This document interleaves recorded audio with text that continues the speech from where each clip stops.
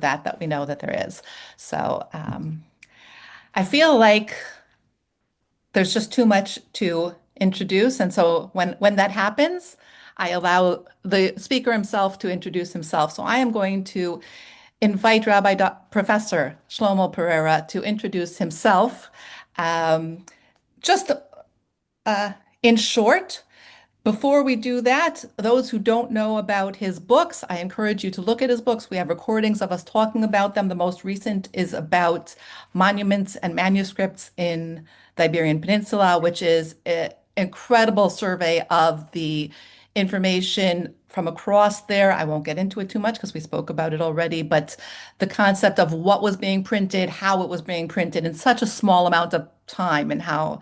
So that's just one of the many things that Rabbi Pereira does. And one of the things that I do want to, and we'll talk about a little later, is we're going to, God willing, do a four-part series with Rabbi Pereira that has been a long time in coming, really a survey of the Iberian Peninsula and the Jews from there. And I encourage you to watch your mail, watch even in the follow-up to this. Hopefully, we'll have some more information about that. It'll be, like I said, a four-part series coming up fairly soon, in one series in Portuguese and one series in English.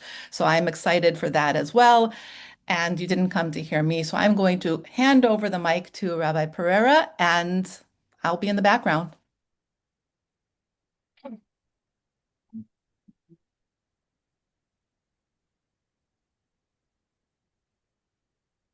Just sharing my file first. We see it. You see it? Yep. Okay, because I don't, which is Oh, that's interesting. not good. No, but that will solve the problem some way, somehow.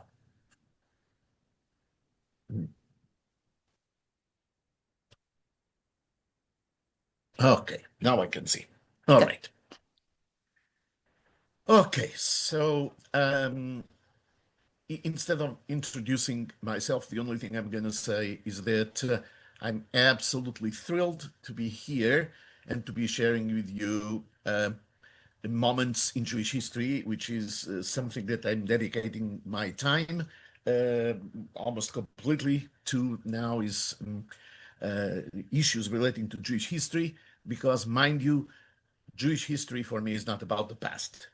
It's about the present and about the future, because we are what we remember, and there is a lot that we should know. And it will be very important to connect to that dimension of Judaism. So the topic for today, the top. So the topic for today is the pivotal year of 1492 and the connection with Columbus and the Jews. And there is a lot to talk about. This presentation, the PowerPoint presentation, has substantially more information that I'm going to be talking about, but it's here. I'll be delighted to share it with everybody when we are done. But for now, we'll just go through a few very important points. Okay, so starting with the basic points that I want to share with you, if only I can control my screen. Well, if you don't mind, I'm sorry, I'm just going to start sharing this again because.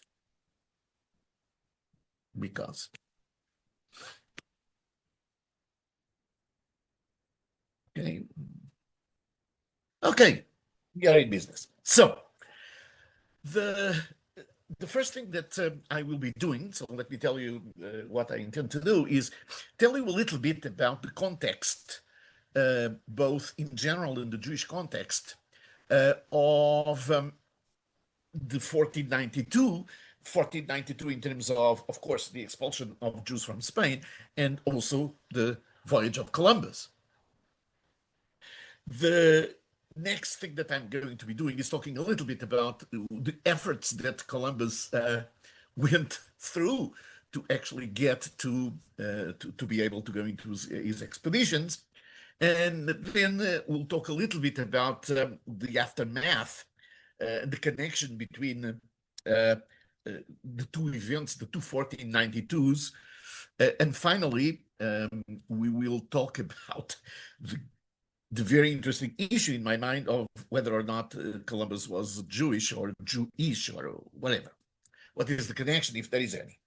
Okay, so starting with the background story for the 1492 Columbus and the Jews, what we have to think about is that at that time period, the big question that it was question, the strategic question of the day was to find maritime routes to the east, commercial routes. The commercial routes have been disrupted by the Ottoman expansion, and a lot of the age of discoveries that starts around this time is motivated by the need, by this impetus to find alternative routes. Now that the land routes are blocked, is to find the sea routes. And in this context, it may be or not surprising for most of us, the fact that arguably the most powerful countries in the world at the time were Portugal and Spain, certainly in the Western world. And I use the term Spain, obviously, in a little bit of a very loose manner. But so it's Portugal and all the other kingdoms that eventually became Spain, but there was no Spain at the time. So, but again, when I refer to Spain, I'm just talking about the other kingdoms in the Iberian Peninsula. So the fact is that the Iberian Peninsula was pretty much the core of the world. And to give you an idea of how much they agree with this statement, they would agree with this statement that they were really on top of the world, is that they thought it was completely normal, the leaders of Portugal and Spain, to actually have a treaty that literally divided the world in two parts, in two hemispheres. One part that was to be controlled by Portugal, and the other part that was to be controlled by Spain. So as you can see here, you have the part to the west, is the part to the east, I mean to say, is to be controlled by Portugal, is in the jurisdiction of Portugal, and to the west, it would be controlled by Spain.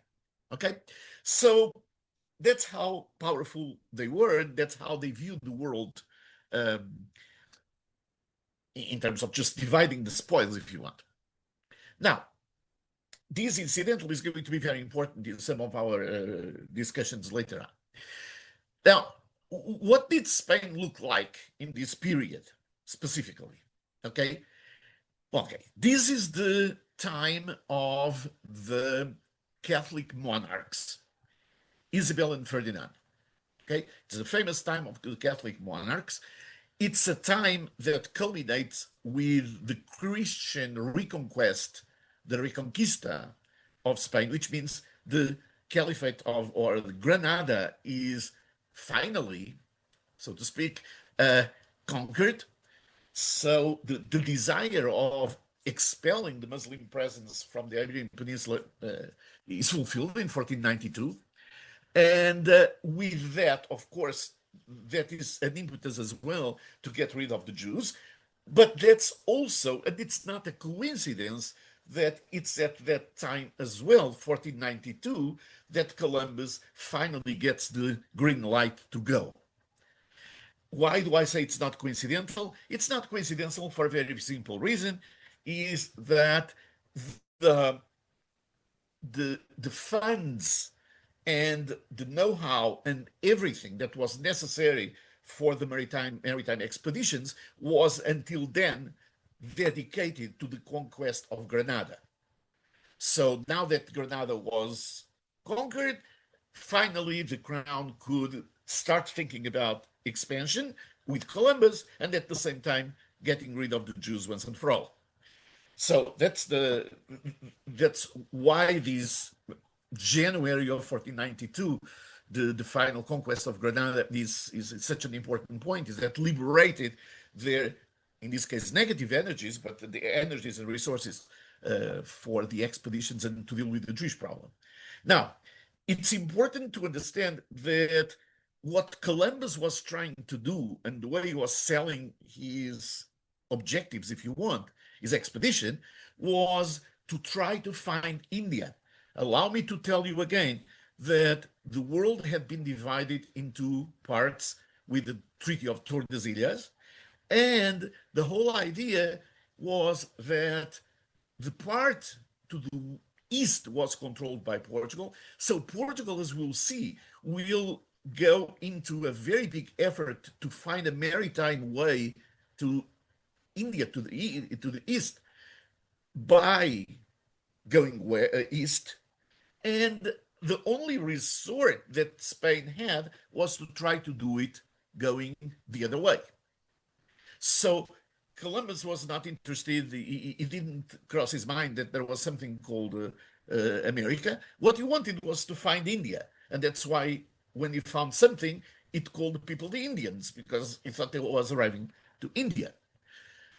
So that's the context. Now, the so as I mentioned already, the surrender of Granada goes hand in hand with the expulsion of the Jewish population and with the Columbus expedition. Okay, so this is sort of giving you a context of what's going on in the world in Spain. Now, giving you a context in terms of Jewish life. That's also extremely important. It can be argued that the Iberian Peninsula was at that time the center of the Jewish world. If it was not the center, it was certainly one of the major centers. I would argue that was the center, but and this is true from a perspective of how many people, how many Jews lived in these areas. Uh, if we want to go back to 1391, and there is a reason why I'm using the year 1391, but 1391, the estimate is that just in the Spanish part of the Iberian Peninsula, there were at least 600,000 Jews.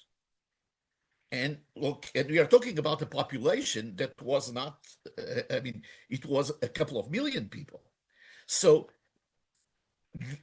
these number of Jews, 600,000 Jews, were pretty close to 10% of the Spanish population. So numerically speaking, was a very large contingent.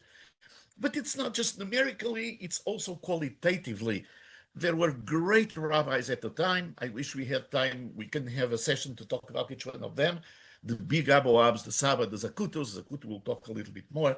The Karo, and many other rabbis. So this is a very, still very active period in terms of quality, if you want, of the Jewish population. And of course, the Don Isaac Abravanel moves to Spain also in the late 1400s. So again, it's a very strong presence, both qualitatively and quantitatively, and importantly enough, after 1391, 1391 is a pivotal year in all of this, in Jewish life in the Iberian Peninsula. Why? Because that's when the pogroms started in Seville, and that's basically the beginning of the end of Jewish life in the Iberian Peninsula. It's 1391. It's 100 years before the expulsion. And what happens is that you have pogroms throughout the whole Iberian Peninsula, except for Portugal and the Kingdom of Navarra. They were not involved in these, in the pogroms. And by the end of the pogroms, you have easily 200,000 Jews that had been killed, and you have another couple of hundred that had been converted. So there was a very large number of Jews that had been converted by force in 1391, which means that in Spain, at this time, you essentially have three types of Jews. At this time, we are talking already about the end of the 1400s. You have three types of Jews. You have the Jews proper, that were Jews and continue being Jewish, no questions there. On the other hand, you have the conversos without any adjectives or anything that were Jews that became Christian, and they were not necessarily the most faithful Christians, but they didn't, for one reason or another, care enough about Judaism to maintain more than family links. So you can say that they were at least nominally Christians, and that's the way it was. So they were not trying to do anything particularly Jewish. So that's sort of the other extreme. But in the middle were a very large number of a very large group that at the time went by the name of Marranos or Anusim. Uh, uh, and these are people that they were converted, but they were converted under duress. They didn't want, they cared profoundly about their Judaism, and they wanted to continue doing Jewish. So they would, in public, be what they had to be, that is Christian, but secretly they would do whatever Jewish things they could do. Okay? So these three Jewish peoples, the tension here, that's one of the mechanisms that propels the expansion, the expulsion. The expulsion is, among other things, justified by the fact that the Anusim, the Marranos, the ones that pretended to be Christian, they never severed their ties with the Jews proper. And even the conversos that were not trying to do Jewish stuff, they still have kept their Jewish ties. So unless you get rid of the Jews once and for all, there was no way of really um, uh, getting at least the conversos clean, so to speak. And so Jews of different types were very high in the Spanish court, which means that they were also very much in the decision making, uh, both scientifically and financially. So, for example, some of the names, the best known names of Jews proper in the Spanish courts, Rabbi Avraham Zakut, Meir Melamed, Isaac Abravanel, and so forth, the Abravanel family.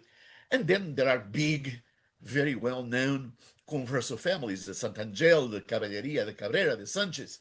So all of these were Jews or Jewish in some way, and they were in the crown, and they were part of the furniture, so to speak, and they were in the decision-making circles. So, okay, with all of this, we know that in 1492, that's the expulsion of the Jewish population.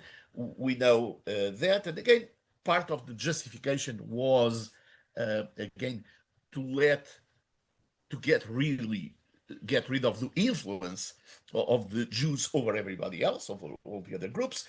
But also there is an underlying, and this is a controversial point of view, but I think I have enough evidence to support the view that there was also a lot of financial interest behind these, because the truth of the matter is that Jews and conversos had been financing all the campaigns against Granada.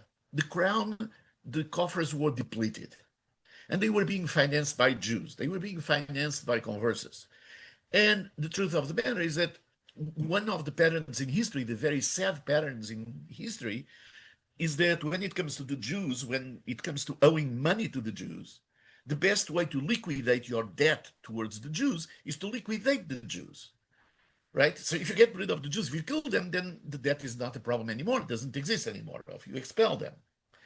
And it was not a coincidence that with the expulsion of the Jews from Spain, all the debts, everything that people owe, not just the crown, all the money that people owed to the Jews, all of that passed to the property of the crown. All of that became property of the crown. So there was a financial interest also behind these. Okay, so this is the setup for things. Now let us think a little bit about the expeditions of the Christopher Columbus proper, and what were the objectives, difficulties, and so forth. Okay, so First of all, what were the objectives? Again, the big issue of the time, that's the first thing I started by saying today, is to find alternative routes to Asia, land routes. And we already talked about the fact that the Portuguese were in the business of finding the trade routes to the east, while Spanish alternative was to go west. So everything that Columbus was doing was being promoted as finding the way to Asia by going west. Okay, now there are some very serious technical difficulties here, and I'm talking about scientific difficulties.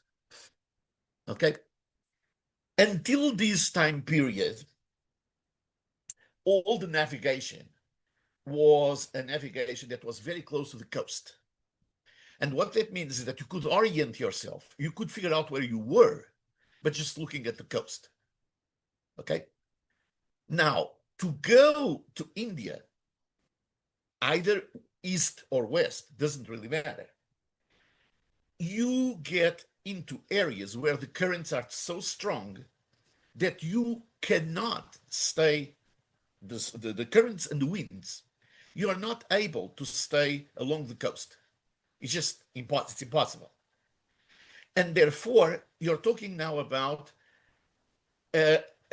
maritime expeditions that require techniques to be able or to navigate the high seas. They needed mechanisms to know where they were. They needed GPS, if you want, the GPS of the time to be able to find where they were. The coast was not there to help them. And the main solution for these was the introduction of some charts and at the same time a specific device. So the almanac, as I have here in this slide, and the astrolabe, the two things together in a way that I'm going to explain, they were the GPS of the times. They were their global positioning system. That's how they figured out where they were. And so how did they do that? They oriented themselves by the positions of the stars and the moon and things like that. And so that means that the charts, the Almanac Perpetuum, is basically a whole set of charts that states mathematically, scientifically, where if you are in a certain place, let's say if you are in Richmond, Virginia, or if you are in New York, and if you look at the sky, what is the relative position of the different stars and what different position of then the moon and so forth. And all the ephemerides, meaning all the astronomical events like the eclipses and so forth. So you have all of these recorded. And then the only thing you needed to do to use these tables is to find the latitude, is to find where you were, basically. And to do that, you needed a special device that is an astrolabe. Of course, the astrolabe was being used already in land, so it's not a completely new invention. But the astrolabe, in the case of the maritime, it was different because it could not be in wood; it would be just destroyed in no time. And in addition to that, it had to be something that was suitable to be used during the night as opposed to during the day. So there were some changes that had to be made. And the two innovations, again, were these changed astrolabe for maritime navigation and the charts. Okay, so those were the two things. I'm going to tell you in a moment why these two things are so important. Okay? I mean, they are so important in terms of our conversation here. Okay, but don't forget that there were serious technical difficulties, and the solutions were these two items right here. Okay, now the other difficulties that Columbus was facing was, as we mentioned before, the fact that it was not just a scientific issue, it was not just a navigational issue, was the fact that there was no money. The coffers were empty. Not to mention the fact that people, of course, did not know the world very well at the time, but there were lots of people that were not convinced that you could reach Asia going west. Everybody was sort of persuaded that you can find Asia going east because that's what the trade routes would do, the land trade routes. But the maritime trade routes, maybe there is one going west, but there's no precedent. So he was selling, it was a hard sell in and of itself, aside from scientific difficulties and from the financial difficulties. So Christopher Columbus, skip that, Christopher Columbus spends a fair amount of time trying to convince the kings of Portugal and of Castile and Aragon, Spain, to sponsor his expeditions. In fact, before anything else, he attempts in Portugal. He had a connection with Portugal for a variety of reasons. And with King John II, Lisbon was arguably, well, one of the centers of maritime technology and sailing technology. And he presented his plans. Things didn't go very well. He was rejected. A couple of years after, he did exactly the same in Spain. He went and talked to the Catholic monarchs. He presented the plan, and it was, again, unsuccessful. They had just too many things going on in their minds. In particular, they wanted to deal with Muslim issue, again, money, and so forth. So 1484, 1486. Now, a very momentous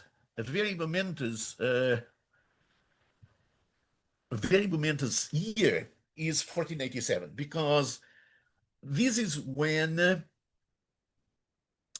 Columbus supposedly either met personally with Rabbi Avraham Zakut Rabbi or Pereira, is the screen supposed to be blank? blank. No. Oh, I just see a black square on it. Okay, that's not good. Okay, I'm going to. Okay. Let me see if I can just start again. If other people see it, let me know. Maybe it's on my end. But if you tell me in the chat.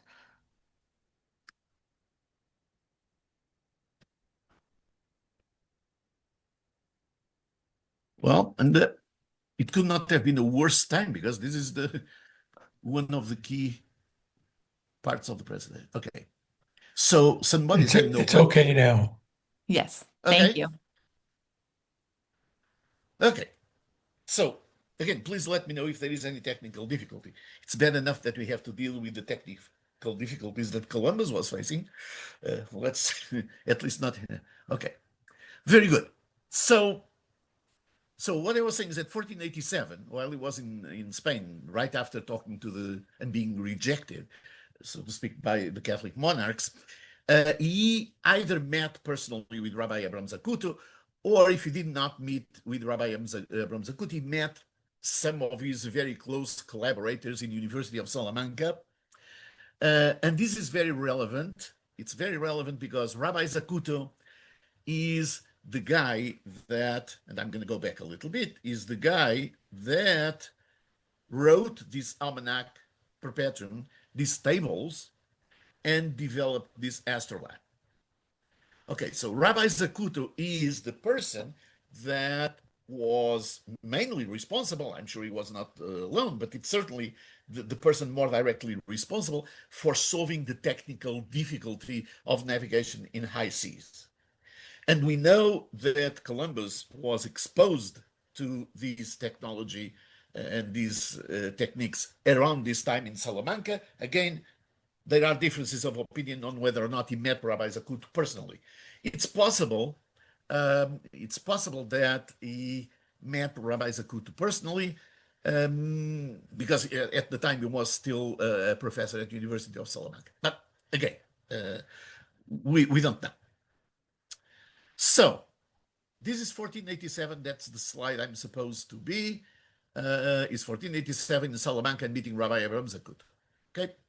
The next step that's very interesting is that after that, now that he actually has uh, the technology, the knowledge about the technology, he goes around every single place that he can to see if he can find some money. So he goes back to Portugal.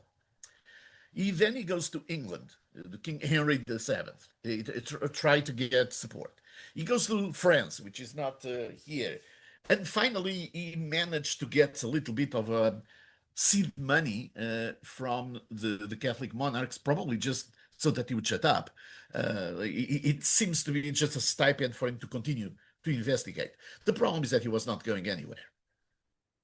The next round of negotiations, incidentally, is the next time that he is able to sell his product of reaching Asia, going west, is in early 1492. It's not a coincidence that the surrender of Granada was on January 2nd of 1492, and late in January, still in January, Columbus is received by the Catholic monarchs. I think we're not He, seeing your slides anymore. Yeah, We're, somebody, DG, if DG is breaking in, I don't know.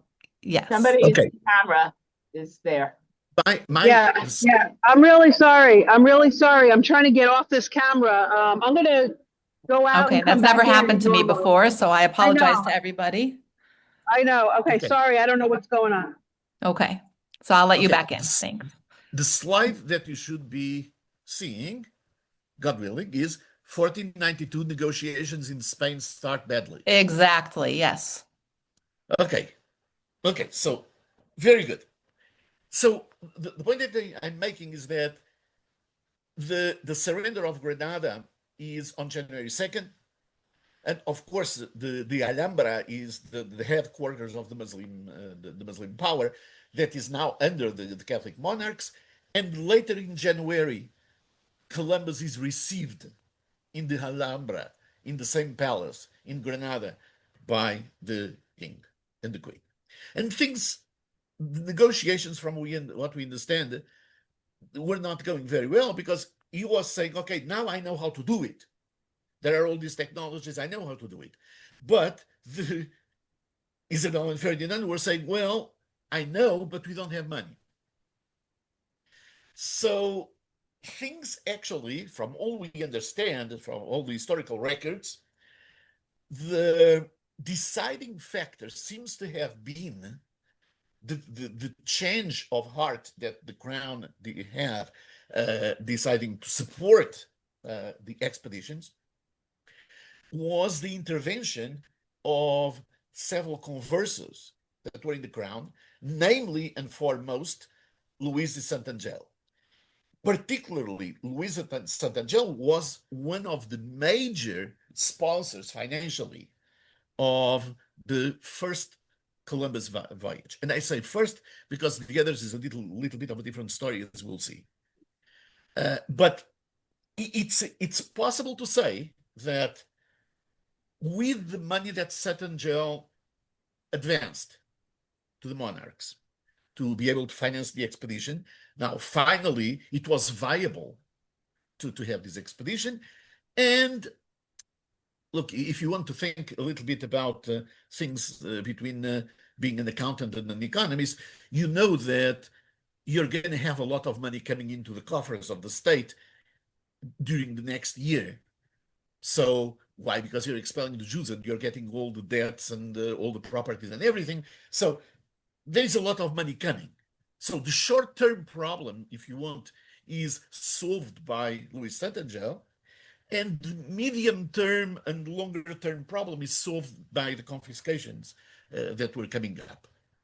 So in April 29, specifically, Columbus is told, we have a deal. You can go. And on October 3rd, Columbus set sail. Now, it is clear, there's absolute consensus about this, that the preparations for Columbus voyage they were occurring at the same time with the most desperate efforts to prevent the expulsion. We know that Rabbi Abarbanel and others did their best to try to bribe the crown into not expelling them, and they knew the crown needed money, and they almost went for it. According to the legend, the queen was already, the queen and the king were ready to accept the bribery for not to expel the Jews and get all that money. And Torquemada told them, well, you're going to sell your soul for, I don't know what. So, and Torquemada dissuaded them, the monarchs, from accepting the bribery. But again, all the efforts to try to prevent the expulsion were also building in these fact that there was a need of money, and so bribery could have worked. Unfortunately, didn't, so to speak. But there are three names that are typically associated to making possible Columbus' voyage, and that's the name of Rabbi Zakut, that is the technological aspects, Luis Santangelo, that is the financial aspects, and Abravanel, that was basically just running the show, Rabbi Abravanel. So these are three people, there are three Jews, or two Jews and a converso, that were absolutely critical in making possible the expeditions. Now, you notice that Columbus set sail on August 3rd. Of course, the expulsion occurs on August 2nd. So there is also a time coincidence. And in fact, Columbus, in his own chronicles, he reports that when all the boats, not many boats, but the boats were ready to leave, he could see on land the cries of the Jews being expelled. And he could see what was going on at that time. So the point here is that so far is that there is a very intricate connection between these two 1492 events and also with the fall of Granada. But the fact is that the two events happen around the same time, and that was not by coincidence. That one almost made the other possible, or the two worked in tandem. Now, what is equally interesting is if you look at the day after, so to speak. So the epilogue, the aftermath of 1492. Because we are talking about Columbus going and ended up finding America, which of course he thought it was India, because that's what he was looking for. And you have Jews being expelled. So you have someone finding new land, so to speak, and somebody that has no land anymore. So one thing is that we know that there were a number of Jews in this first voyage. There were a number of Jews and converts and so forth in all the different voyages, Columbus and others, which was not very surprising, because these were incredibly risky endeavors, very risky, and you had to be desperate and need to just get out to go into these expeditions. So either you were a professional sailor, or you were Jewish running away, or you were a convict. You're a convict, and your freedom would be granted in exchange for you participating on the. Yes. So the second the other point that I want to make here in terms of the aftermath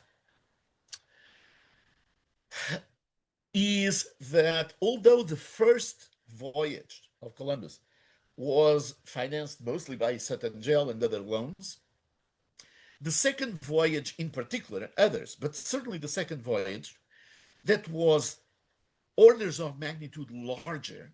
The first voyage was 3 vessels, about 100 people. The second was 17 vessels and 1,200 people. And the second voyage was mostly financed with Jewish money that was confiscated. In fact, according there are all types of records about the value of the property and the money and everything that was confiscated. And according to some historians, that just the amount of money that was confiscated from the Jews in the city of Burgos, it was enough to finance 5 times the first voyage, and basically was enough to finance the second, broadly speaking. So just the amount of money that was stolen, confiscated. And these are just some of the documents. There are many documents that state in all detail all the property that was being stolen, and it was not just loans; it was also anything that was precious, silver or so forth. So they have lists of the things that were supposed to be brought to the crown. Okay, in this one he says a plata dorada. So this is a plate, silver plate, and the thing is in gold. Okay, 3 grams of oro morisco, that is Moorish gold, and so forth. So there is also a story that I've shared with in other contexts, but it's very interesting to share here, is that although we don't know for a fact that Columbus met Rabbi Zakut, we know for a fact that he used his technology to navigate. And we know that because he says so. He says so in his own chronicles. And as a matter of fact, there is an Almanac Perpetuum, there is a copy of the Almanac Perpetuum that belonged to Christopher Columbus with notes written by Christopher Columbus that is now in the Columbine Museum in Seville. So we have the original that he used of these charts, and he actually credits the charts specifically and explicitly credits the charts of the charts with Rabbi Zakut charts with saving his life at some point and the life of his crew. So what does he say? What is the story here? The story is that apparently they wanted to return to Europe. They were not being able to because they didn't have food, they didn't have water, and of course you needed to get food and water for several months of a sea voyage from there to back to Europe, and they needed the supplies. And they were in Hispaniola, and they were not being able to. The natives were being a little bit uncooperative, so to speak. So they had been there for maybe even several months, and they were having a problem. They thought, we are going to die. So Columbus decided to play the following trick, and that is to tell the natives that if you guys don't give us food and supplies and everything that we need, we are going to steal the moon. We are going to rob it. We are going to take it away. The moon. Okay? So you keep on asking, and what do you think it happened? It happens that the night came, the natives were not cooperating, and the moon disappeared. And the natives freaked out, and I'm paraphrasing what Columbus says, and they gave them everything they wanted just to get the moon back. And what Columbus explained is that he saw, according to the tables of Rabbi Zakut, that he saw that night would be a lunar eclipse. So he knew that the moon would disappear. Okay? So it's just a story, but shows that there is a very strong connection with Rabbi Zakut. Now, one of the issues here that is very important to mention is that the voyage of Columbus opened the door for a very meaningful number of Jews and conversos and Morenos and so forth to go to the New World. Even as early as 1511, there was already a huge concern in the crown in Castile and Aragon that the people going to, they called it Indias, but coming to America, places that were sort of discovered, y es se pasan de esta parte muchos hijos y nietos de quemados. That means a lot of sons and grandchildren, children and grandchildren of those that were burned. So as early as that, they were already very concerned with how many people, Jews, were running away and trying to do their own thing far away from the Inquisition. And of course, these eventually would lead to the first congregation first Jewish congregation in America, that is the Sur Israel congregation in Recife, Brazil. A beautiful story in and of itself. And the first congregation in North America, that is the Shearit Israel in New York, that was founded by refugees from Brazil, most of them with Portuguese background, but Portuguese Spanish background, Iberian background. So, in fact, what I'm trying to say here is that in many different ways, the fact that there was these expeditions opened doors also as escape routes for Jews that were being expelled and persecuted at that time. Now, the last thing that I want to talk about is about this question that obviously everybody has, that is, was Columbus Jewish? So was Columbus Jewish, or at least was he Jewish? What do you think? What is the evidence? Does it matter? Does it matter? And what do we make of this?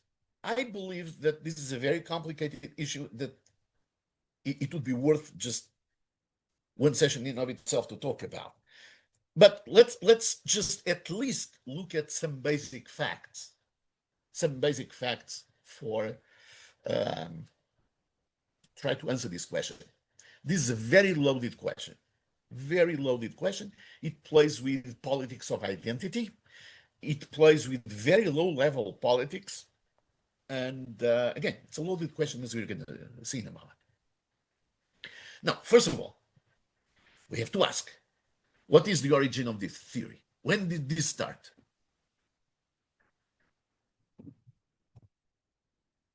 When did this start? The first time that anyone occurred to anyone that Columbus might have been Jewish or Jewish or have some Jewish blood or whatever, first time was in a publication of 1898 by a Spanish historian, Garcia de la Riega. He basically, what he's trying to address is he's trying to claim, the main purpose of his work is to claim that Christopher Columbus was born in Spain. That was the main claim. Part of the main claim, in particular, he was born in Spain, not in Italy, not in Genova, and so forth.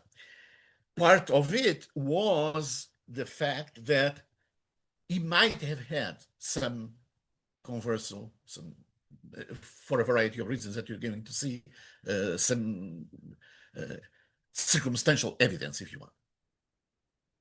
But again, this is the first time that anyone brings up this idea. The Inquisition never thought about it. The historians never thought about it. This is a speculative essay. Now, what is the circumstantial evidence? Before I tell you the evidence, I want to tell you something to help frame our mind in where we're going.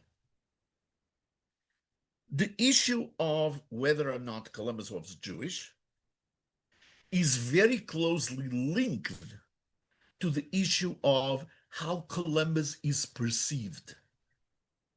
Okay? If Columbus is perceived as a hero, everybody wants to have him as part of you. So, for example, in around this time, 1898, the Spaniards wanted to claim Columbus as their own because he was a very prestigious figure. Columbus was a very important guy. And guess what? At that time, there were plenty of Jews that loved the idea. Oh, it's wonderful. This is a hero that created a new world, and he's one of ours, or sort of. Now, if the reputation of Columbus, on the other hand, is that he is a genocidal maniac that killed the natives and created destruction and whatever against the natives, he is part of the imperial expansion and destruction of God knows what, then if that is the perception of Columbus, that nobody wants to embrace Columbus, and actually some people will try to convince you that he was Jewish. More on that in a moment. So what is the evidence? What is the circumstantial evidence that was presented at that time? I'm talking about the early 1900s, that would suggest that maybe he was Jewish or had some connection. First of all, he had a very close connection with the Jewish community in Portugal and Spain. There is no question about that. But then again, it's hardly surprising because the communities were very large and very influential.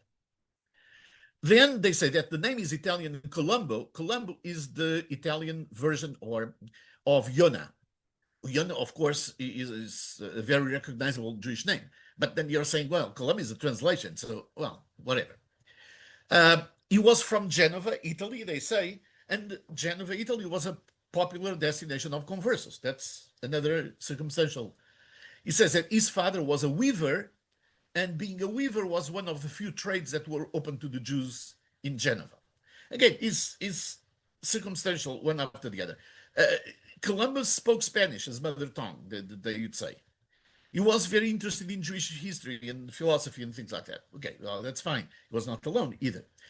One of the things that people say is that, that his trip was scheduled for August 2nd, and he postponed it to August 3rd because on August 2nd was the 9th of Av, was Tisha B'Av, and it was a fast day. It was a very sad day, and therefore he decided to postpone it one day. Okay, well, was that the reason why he postponed? I mean, there are 1,000 other reasons why that may be the case. And he left some money, some charity money in his will for the gatekeepers of the Jewish quarters in Lisbon. People say, see, he's donating money to the Jews in his will. Well, the truth of the matter is that that's where he stayed. That's where it stayed when he was in Lisbon. So he was welcomed by the Jews. He had that connection there. Now, then there is a mystical evidence, and that's somebody's mentioning that here now in the chat, some mystical evidence that honestly, and using a Yiddish expression, are in the category of Baba Meisers. Baba Meiser, that is grandma tales, that, I mean, doesn't make any sense. The first is that they say that in the letters to his son, again, somebody was just mentioning that, the letters to his son, there is something on top that looks like a Bet H, the Be'etzrat Hashem. Does this look like a Bet H, Bet Hey to you? I don't know. I mean, I don't know what it looks like. It certainly doesn't look like a Bet Be'etzrat Hashem. But who knows? I mean, again, we are really holding on to straws, to things. Then the idea that maybe his signatures, maybe it's a little bit of a Star of David. So, I mean, it's okay. It doesn't look like a Star of David for me, but maybe. Or there are some references there to some words of the Kaddish. Again, we are speculating at the highest possible level here. Does this show anything from any scientific perspective? No. Now, things become very interesting when all this theory of the Jewish start being picked up by some unsavory people. So then, when you get to 1930s, 1940s, and so forth, there is this trend to argue that Columbus was Jewish based on his character. Based on his character. So, this Jacob Wasserman Columbus, the Don Quixote of the oceans, he says that a certain soft-heartedness in Columbus is a Jewish trait, in the best and worst sense of that adjective. Jewish, too, is unmistakable inclination to find a sentimental solution to a practical problem. Jewish, likewise, is his characteristic timidity in the face of far-reaching responsibilities, a timidity that springs from age-long fear of the irrevocable and of what has been decided from above. But what is not Jewish is his striking want of intelligence. He was not smart enough, and practical capacity, and above all, the form of Don Quixote, so forth. And it continues, somebody else, Salvador de Madariaga, in the life of the very magnificent Christopher Columbus that he wrote in 1940, he writes, the Jews have always experienced a curious fascination for gold and precious stones, forms of nature which, quite apart from their commercial value, are in deep harmony with the soul of Israel. The contractual sense, that attitude of Columbus, which sees every event in life as a transaction and expects and demands a definite quid pro quo. So he is a mercantilist. Okay. So he only thinks about money and gold. That's why he's Jewish. It has to be. And then he starts referring to the fact that Columbus was not married to his second wife. So he was referring to the fact that apparently Columbus cohabitated with his second wife. And he says, the sexual morality of the Jews was, of course, different from that of the Christians. Meaning, if you were a Christian, you would not ever do that. In those days, a Christian young woman would give herself without marriage. That was almost certainly good for nothing. Whereas a Jewish girl who gave herself without marriage might very possibly be a thoroughly decent soul. So the fact that he was immodest sexually, so to speak, is another proof that he was Jewish. This is the character-based. And then it comes my favorite one, that was again also mentioned in the chat, that is the supposed genetic evidence and claims that appeared, not coincidentally, they appeared in Spain. Not coincidentally, they appeared 1 year or so after October 7th. They were disclosed on October 12th. That's Columbus Day, October 12th of 2024. And this study that was not published, was just brought to the public, is a study that was in the making for 22 years by a scientist, Miguel Llorente Acosta, who is a far left-wing fanatic and was part of some of the very far left-wing local governments. He is actually an expert he's a professor of identity, gender identity. That's his thing. So what makes him being so good with genetics, I'm not sure. But again, he's a medical doctor, so he may know something. Be it as it may, the point is that this is a study that was in the making for 22 years. It was not subject to any scrutiny in the profession. It was not subject to peer reviews. It was not published in any scientific journal. Nothing. It was released just like that to make the point that Columbus, the way it was read is that Columbus genetically was Jewish. Now, mind you, the study itself does not even say that. The study itself, the only thing that says is that some of the markers that show in the DNA that they analyzed are compatible with being from Southern Europe, including Jewish.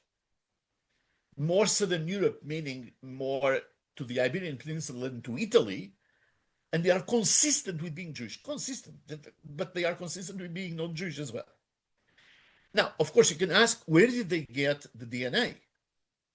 Well, they get the DNA from a body that some people claim is a son of Columbus. We are not sure that that's the son of Columbus at all. There is no consensus whatsoever among historians that actually is the resting place of the son of Columbus.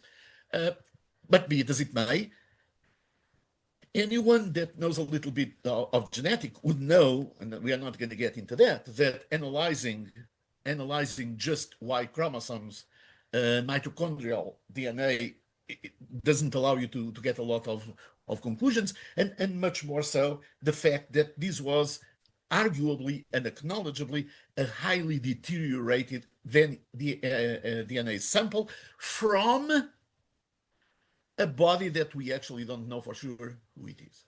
And from a highly deteriorated DNA sample, from a body that we are not sure who it is, but maybe Columbus' son, we get a conclusion that is, well, the conclusion is that it's consistent with being from Southern Europe, it's consistent with being Jewish. That is not Jewish, but it's consistent with being Jewish. And this is voiced by a guy that is going to the streets and at the same time shouting that Israel is committing genocide. And now how convenient it is to say that Columbus, who is the king of the genociders, was Jewish. Is in the Jewish blood to be this. This is anti-Semitism in the most raw manner that I can think about. There is no scientific method. There is no scientific merit to this. This is a propaganda. It was a propaganda thing. And as a matter of fact, lots of institutions from reputable institutions, Harvard, Berkeley, and so forth, they highly criticized the study, or study, you cannot call it a study. And more importantly, even some of the newspapers, El País and other newspapers that first published these news, quote unquote, later on they have to not exactly have a retraction, but say, well, apparently there is some disagreement scientifically whether this is good or not. In the meantime, what comes in the news is what? Piece of news number one: Israel is committing genocide.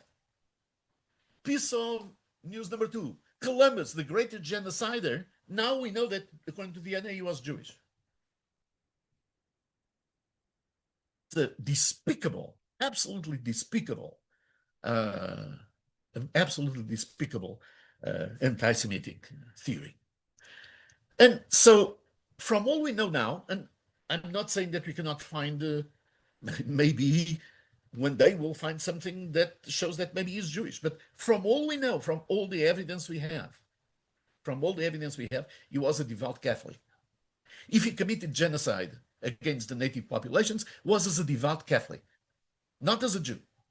Nobody can claim that. And you have to have a very racial view of Jews to be able to say, oh, he was Jewish because of DNA. But maybe he was a converser. Maybe he was a very devout Catholic anyway.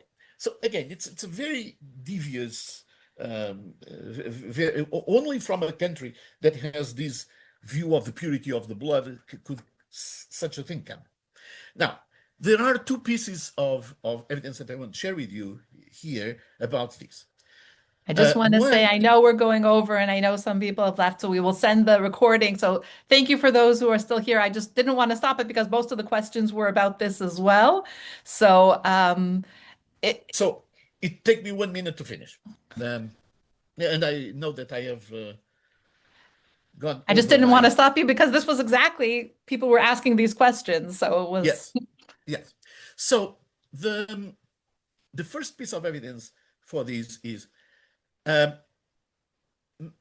a great German historian, Rabbi uh, Meyer Kaiserling. He published in 1893 the most comprehensive work that was commissioned by the Jewish communities. It was commissioned to highlight and to basically establish in a clear way the connection between Columbus and the Jews. This was at a time when Columbus was seen favorably. And the idea was, let's see if there is anything here. So Meyer Kaiserling has this masterpiece of work that he published in 1893, and there is not a hint that Columbus was anything but a religious fanatic. He was a Catholic fanatic. There is no connection. I mean, there's a lot of connections with the Jews, institutional connections, and so forth, but certainly nothing suggesting that he was Jewish. And notice that this book was published just a couple of years before the first time that ever anyone decided that maybe was Jewish was 1898. The first time anyone thought about it was 5 years after. Meyer Kaiserling didn't find the slightest evidence at all. Quite the opposite. He's incredibly critical religiously about them. The other is Professor Jonathan Sarna, who arguably is one of the leading, if not the leading, Jewish historian in the United States from Brandeis University. He wrote, "It is but one small step from this fantasy of an inherited Jewishness of Columbus to an even more dangerous corollary, that Jews operating illicitly and sometimes under the guise of another faith are engaged in gigantic conspiracy for their own benefit."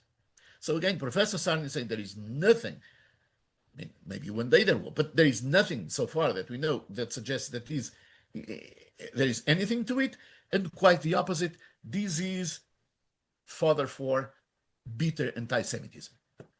So I'll stop right here, and again, my apologies for going over my allotted time, but oh no, I don't think that there was a need to apologize. I was just apologizing to everyone else because I know that they wanted to stay. That's more of the problem. So I know some people had to leave, so I just wanted to be sure. So thank you. If we can stop sharing, then maybe we can.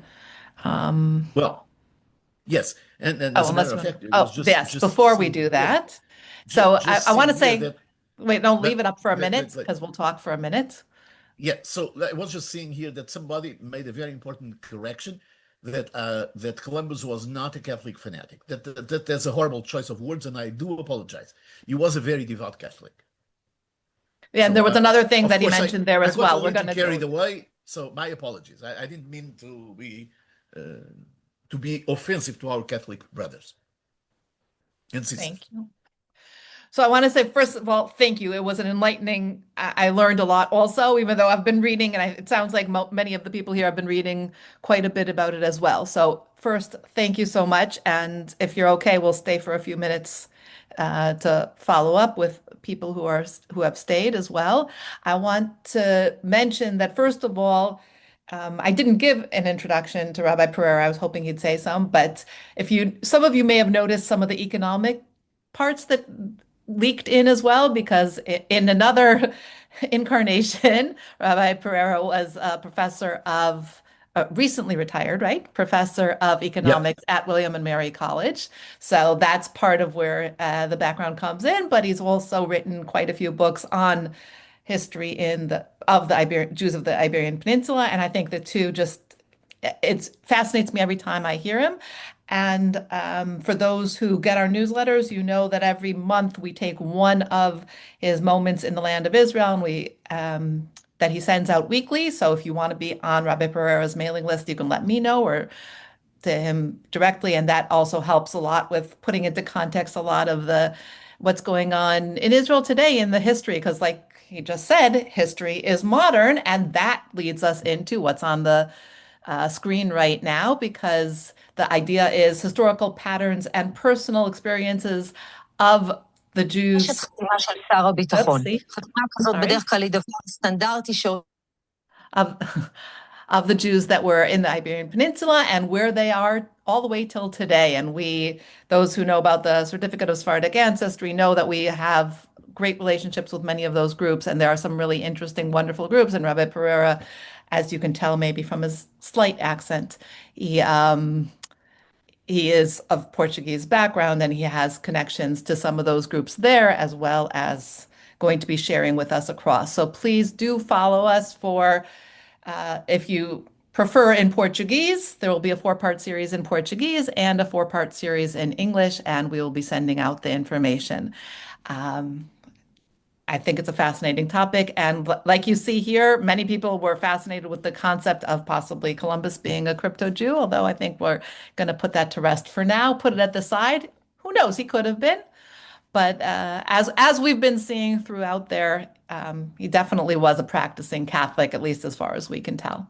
So thank you all for putting it in there. Those who want to stay, if Rabbi Pereira, that's okay.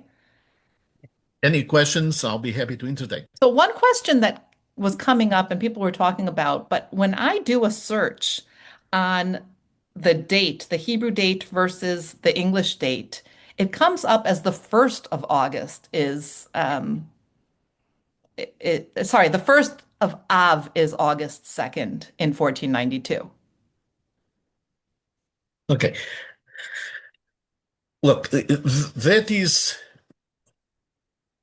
that's a fascinating question, which we have talked about in a different context also, because you have to keep in mind that at that time, the calendar that was being used was not the Gregorian calendar that we have now.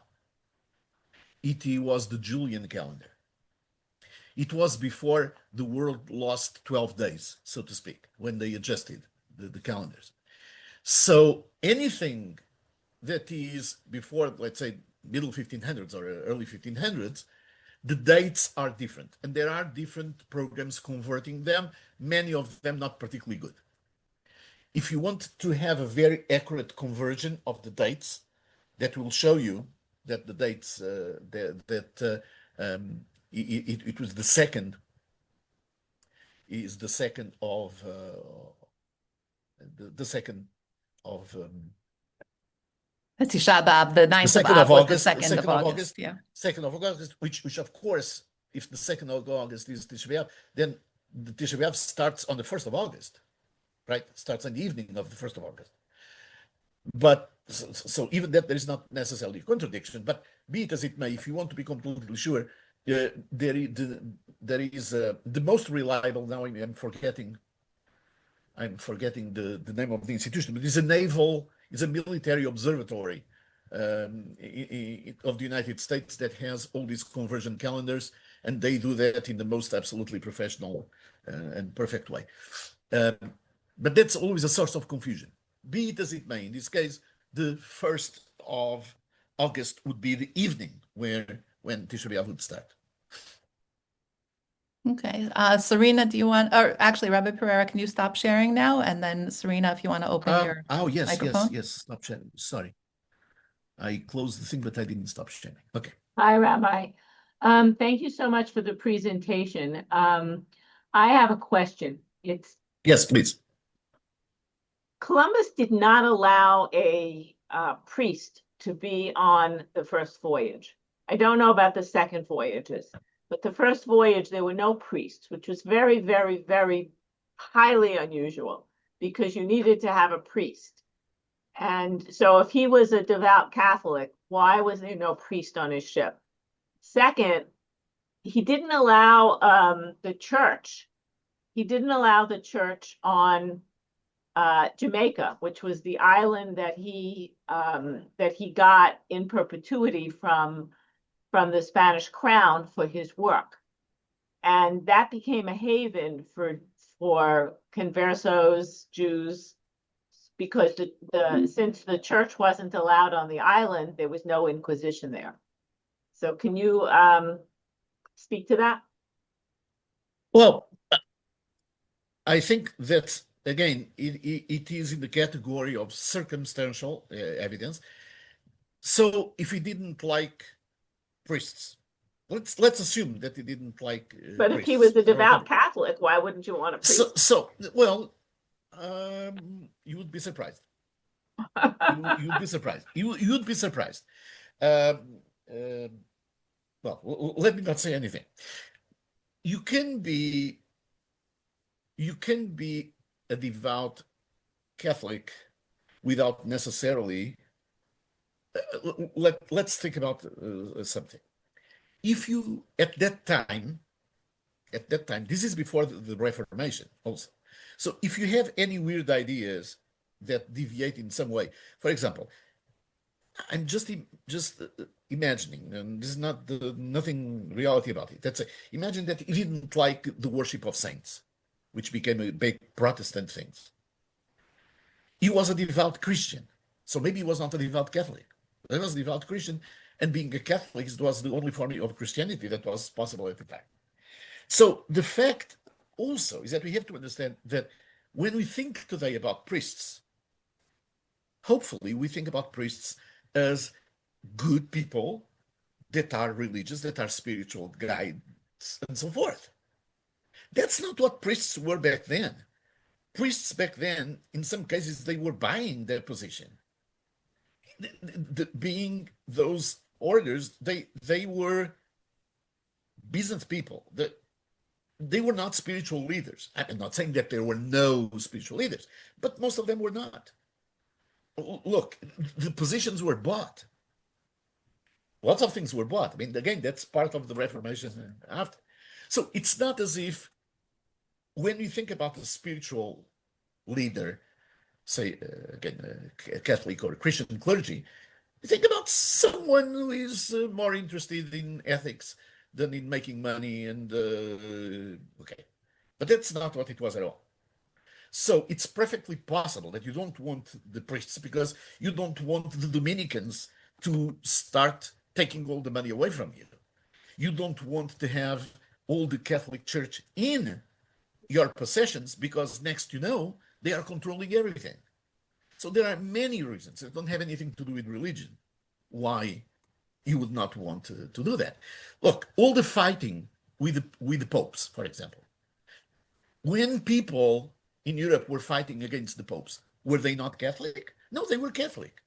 They just didn't like what the Pope was doing. And as you know, around this time, a little bit before, there were even 3 different popes at the same time. So what does that mean? Again, at the time, the crown, for example, the nobles and the clergy, they were 3 different groups with completely different interests. The nobles could not stand the clergy. The king could not stand the clergy and the nobles. Of course, they had to live together, but clergy then doesn't have the same connotation as today at all. So Thank you. that's I don't know who DG is, but you had a question?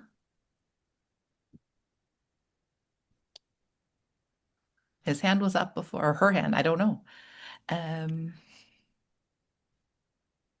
Okay, well, if you want, you can open your microphone, please. And then I'm going back. There was a question if you know if there were Jewish youths on any of the ships coming with Columbus. so there were. I mean, okay, there were. In the first voyage, we know about a couple of cases of converses, and I mean, there's even speculation. I mean, genuine speculation, in this case, scientific speculation, that one of the children of Rabbi Zakut went with him. We don't know. I mean, it's maybe. But we know what we know is that not just in Columbus, but in the Spanish navigation endeavors and in the Portuguese navigation endeavors, that it was very common for conversos, new Christians, to join. And that's how they would go to Brazil. or they would go to India, or they would go to Africa. And it's not a coincidence that, for example, the Portuguese Inquisition, and let's forget about the Spanish one, but the Portuguese Inquisition had a lot of activity in Brazil. They never established, but they had a lot of visitations in Brazil. They had a lot of activity in Africa. They had a lot of activity in India because there were several a very strong presence of conversos, new Christians, or whatever you want to call there. So there was a way of running out a way. Look, if you are relatively affluent as a Jew, if you have family, you have networks, maybe you can use our network to flee to Italy or to the North Africa. If you are dirt poor, like the overwhelming majority of the Jews were, what do? You're not allowed to leave the countries. You're being, if you're a new Christian or a converso, you are actually forbidden to leave. Basically, the only way for you to go is go in the maritime expeditions. Why? In addition to that, as I mentioned before, the maritime expeditions, the casualty rate, the death rate was pretty bad. Survival odds were very bad because of from diseases and shipwrecks and you name it, which means that you have to be somewhat desperate to go into these things. Either you're being paid in gold, let's put it this way, or as was the case of Columbus and other leaders, and incidentally, part of the rewards that they would get, including Columbus, would be to have the jurisdiction, not necessarily the ownership, but certainly they would be able to operate and profit from certain areas where they could establish themselves. Another reason not to want anybody to compete with them, to take away those privileges. But so what happens here is that the number of new Christians or conversos in these expeditions is disproportionate, as it is the number of just regular Christian or whatever convicts, in particular convicts that had long sentences. If you say, okay, you can go, we commute your sentence if you go. This is a very old scheme, and if you want to just think about a relatively recent example of this, we know that the Russia after the invasion of Ukraine, they started doing that. They were having a problem with the military personnel. So what did they do? They get conscripts, people that were in the prisons. They offered them, if you go to the front lines, you don't have to stay in prison anymore. We commute your sentence. So if you have a long sentence, you get out of there. Now, of course, they are going to be sent to the most horrendous places and killed in no time. But again, you have to be very desperate to go into these things voluntarily. And that's why you have so many Jews going into this. So I want to mention Angelo has been posting a few things here, but any genocide of the indigenous occurred after Columbus's death. But as you were talking about revisionist history, so I just want to put that out there as well, because I believe, and you can correct me, obviously, both of you, that the indigenous people who died when Columbus first came was mostly from diseases. Well, yes, but you can argue that those diseases were brought by Columbus and by his people, because those were diseases that they brought, and the native populations did not have the antibodies to resist them. And the same thing happened in America, North America. It was not just right. So I don't know if that's genocidal. I mean, that's why I was bringing up what Angelo said. Again, look, I didn't say that Christopher Columbus was a genocide. I mean, I didn't say that. I'm just saying that the accusation of him, keep in mind that he did not have to do it on purpose or directly to be accused of genocide. You can accuse Hitler of genocide, and to the best of my understanding, he didn't kill anybody personally. Not quite the same Okay. thing, though. Let's not. No. I understand. I'm just conceptually to understand. So I, you see, this is where things become really um, tricky. There are some currents of opinion these days that demonize Western culture, demonize the white male, I don't know what, and for them, the process of the expeditions, all these incredible voyages that for so many decades and so many centuries, maybe we glorified, for them now, they have been transformed into genocidal activities against the native populations. Right. And that's what I want to make sure And he's writing again, that the genocide was so, intentional torture. That's what we're yes, saying is not. right. So this is a political manipulation. It's a political manipulation of the word genocide. And it's a political manipulation that maybe it's not as gross as the political manipulation of the word genocide in Gaza, but goes in the same direction. So just because you use the word genocide doesn't make it a genocide, okay? And certainly doesn't make it necessarily intentional or, but be it as it may. The general point, however, is that everything that has to do with this process of exploit discoveries is a little bit controversial today for people that have common sense and people that don't have common sense. So when you see something that is unjust, you can react in a way that corrects the injustice, or you can just go overboard and okay, and go crazy with things. And for example, if somebody is from Brazil, I understand that they may not like the term that Portugal discovered Brazil. Brazil was there, okay? So what we discovered is that they existed. We discovered that they existed. It's not that we invented them, that they didn't exist. No, okay. It's a very Western view of things. It's a very paternalistic view of things, and we have to understand that.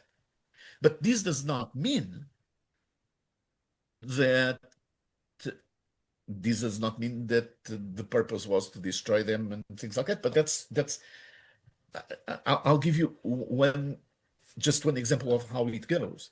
Okay, and then we want to have one more question, and then we'll. In downtown Lisbon, next to the river, in Lisbon, in the middle, there is a monument that is a monument to the discoveries. Yeah. It's a monument with Henry the Navigator and everything. It became a little bit of a fashion to paint in red in that monument genocide, killers, and all those types of horrendous things. So this is very low-level politics, is far left-wing narishkeit, stupidity, and or worse than that. But that has a lot of influence, for example, in Spain. Much more than in Portugal, but a lot of influence in many places. So we have to understand that when in a context, for example, in Spain, when you say that Columbus was Jewish, this is a very loaded statement. That's pretty much where I Right, and you're saying it was political as well. Yeah. So I do want to acknowledge that they're asking about your family name, but we're going to push that off to the four-part series because I'm assuming you're going to put that in there in some way.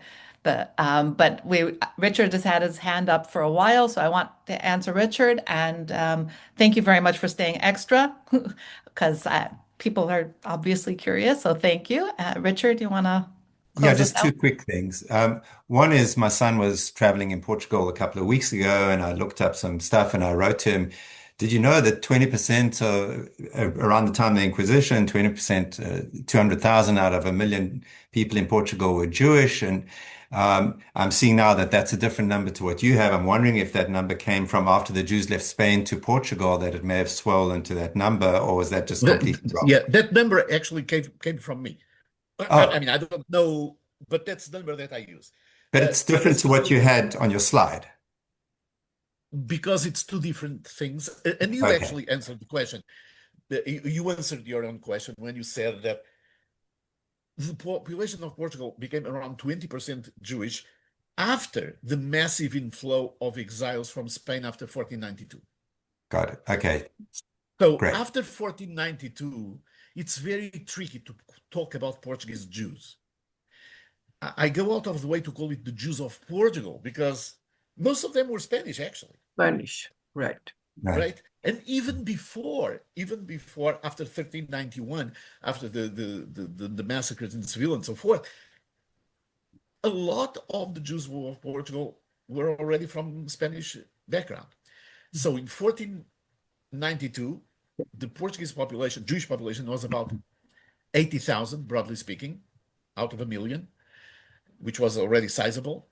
And then the numbers of Spanish exiles varies a lot. I like the number, a very conservative estimate would be around 120,000. Some people go as far as to 200,000 or more. But so if it is 120,000, it's 120,000 by plus 80. Got That's, that's where it. we get to 20%. Thanks. And the second question, so I have a Costa Rican friend who found out, even though he was raised Catholic, he found out from his two abuelas that they've been Jewish on both sides of the family ever since, and they came via Guatemala. And when he was applying for citizenship to Spain, he spent 2 years doing research, and he's been able to trace back to the 1370s or something. But he identifies as a crypto Jew and not as a converso, he said to me. I don't understand that distinction. Should I tell him he's wrong? Or what, how would you, yeah, But so I can tell you, first I'll tell you my policy, and then I tell you what I think the correct scientific / academic answer is. My policy is that I don't question, you call yourself whatever you want. right, Identity is something very sensitive. I'm not gonna, I don't have to believe what you say, right. okay? But if you want to call yourself a citizen of Mars, that's fine with me. I'll accept that's Yeah, the way you see yourself. Okay. Now, there is a technical difference among all these different names. First of all, the people that were converted by force in Spain The possibility. are typically referred to as conversos.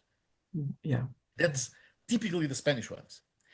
The people that were converted by force in Portugal, that included, this is 1497, so includes a lot of refugees from Spain. They are called new Christians. Okay, it's new Christians. So conversos and new Christians are sort of the same thing, except that the term conversos typically applies to Spanish conversos before 1492, while new Christians applies to Iberian converts after 1496. Okay, but it's basically the same. Okay, now, what is the difference between these two terms that are virtually synonymous and other terms, for example, crypto Jews? So crypto Jews is a subset of all these universe of conversos / new Christians that were people that, despite the fact of having been converted to Christianity and despite the fact that they had to behave as Christians to the best of their ability openly, they tried in secret to keep as much as they could of course, in a very distorted way. And as time went by, it became more distorted, obviously. But so they tried to, in secret, continue being Jewish. That's why you call them crypto Jews. That's a term. The term in Hebrew is anusim.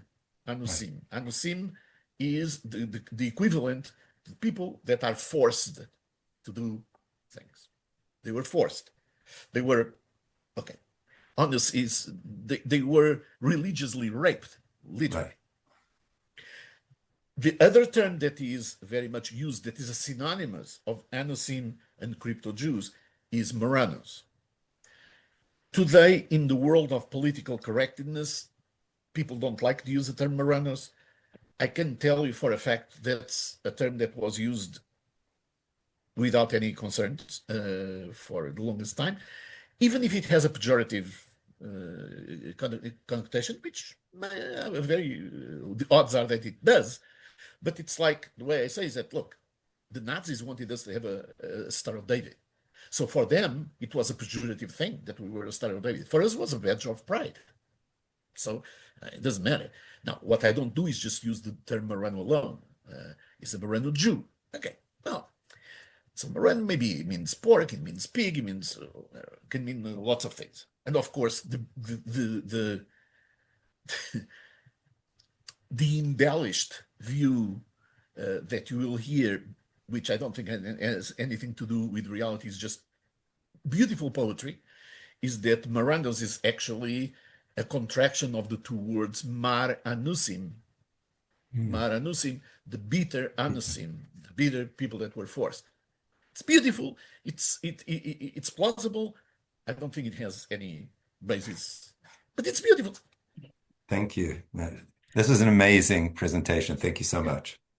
Well, we love having Rabbi Pereira, and we are really excited. Please God to have them back soon with the 4-part series and with other things. And please do send me your questions, and that's the way we continue to build our programming. So thank you, Rabbi Pereira, once again. And I look forward Thank to you. seeing you again soon. And thank you all for coming.